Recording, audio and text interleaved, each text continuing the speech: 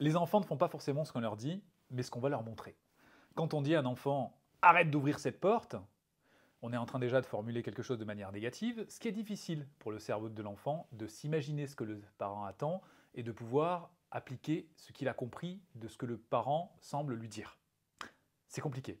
Donc, soyons plus clairs dans nos phrases en disant « cette porte reste fermée ».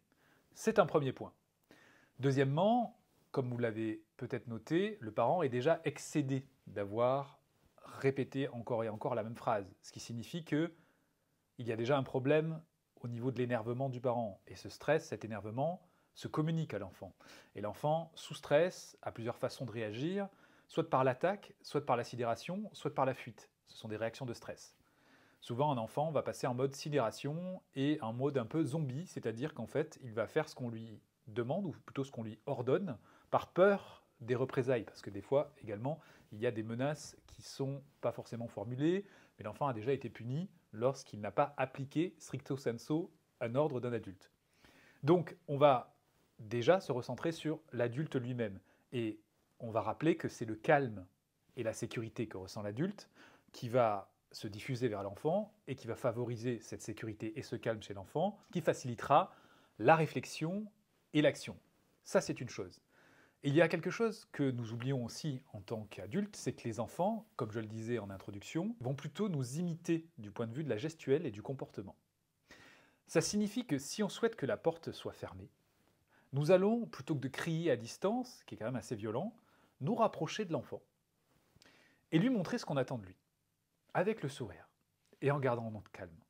Donc, un travail à faire déjà de notre côté pour garder notre calme, donc respirer, et je vous renvoie d'ailleurs à la vidéo et aux vidéos que j'ai postées hier sur le fait justement de retrouver son calme en tant que parent et cette sécurité qui pourrait nous faire défaut.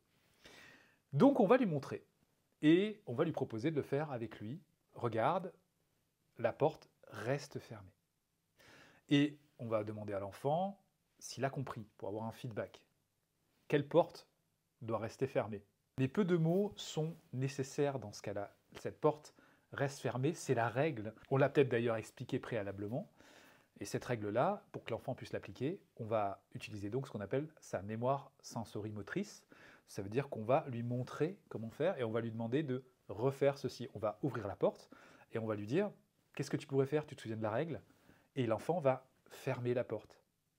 Et on va donc remarquer ceci. « Je vois que tu as suivi la règle, tu as fermé cette porte. » Donc, nous allons surtout agir, proposer à l'enfant d'agir avec nous pour vérifier si tout est bien compris, et on va utiliser le renforcement positif lorsque l'enfant laissera la porte fermée, et lorsque la porte sera fermée aussi dans les jours à venir. Après, il se peut que l'enfant ait besoin de faire cette expérience d'ouvrir et de fermer.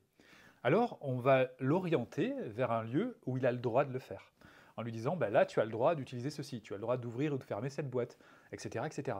Parce que les enfants ont besoin de faire des expériences pour mieux comprendre le monde qui les entoure, et ils ont besoin de faire aussi des expériences pour s'entraîner dans leurs mouvements et développer donc leur motricité. Voilà pour cette vidéo, et si on la résume, on va commencer par cela.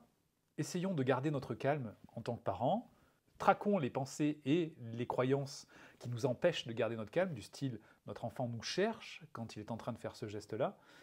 Deuxièmement, clarifions notre discours intérieur et formulons les choses de manière positive, disons ce que nous attendons. Mais surtout, troisièmement, montrons ceci.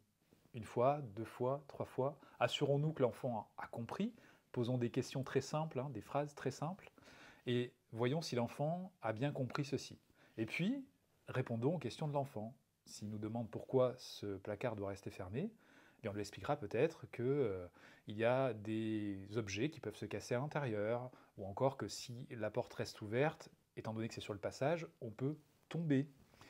Tout cela donc permettra à l'enfant de pouvoir totalement intégrer les règles qui ont été vues ensemble. Et dernière étape, nous allons remarquer quand l'enfant a respecté les règles et nous allons lui donner ce feedback, ce reflet de ce que nous l'avons vu faire. Ah, j'ai vu que tu avais refermé la porte alors qu'elle était ouverte.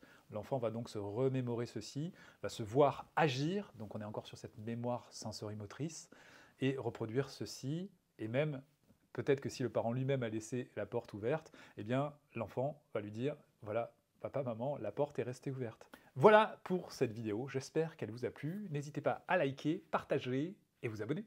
À bientôt pour une nouvelle vidéo.